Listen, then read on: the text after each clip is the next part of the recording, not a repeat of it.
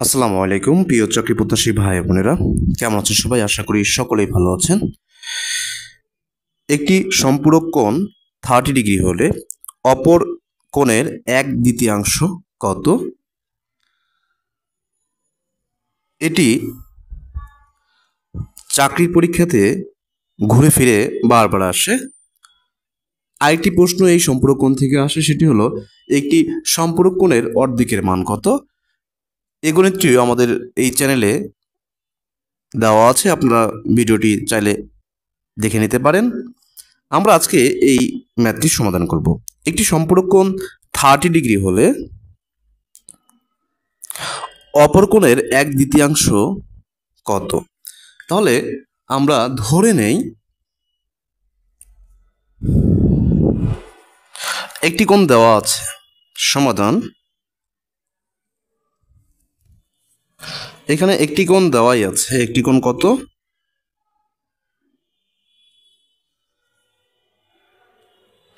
30 degree. তাহলে অপর কোণ আমরা ধরে নেই অজানা সংখ্যা এক্স। তাহলে শর্ত অনুযায়ী আমরা জানি যে সম্পূরক কোণ হলো 180 ডিগ্রি, দুটি কোণ মিলে। তাহলে এই 30 ডিগ্রি প্লাস এক্স দুটো মিলে 180 ডিগ্রি। এইটুকু তো আমরা জানি যে, তাহলে এটিকে আমরা এখন ক্যালকুলেশন করি। এক্স সমান সমান 180, এটি প্লাসে ছিল, সমান সমান এই পাশে গেলে মাইনাস হয়ে যাবে 30। সুতরাং এক্স ইকুয়াল আমরা কত পেলাম? 150, অর্থাৎ 150।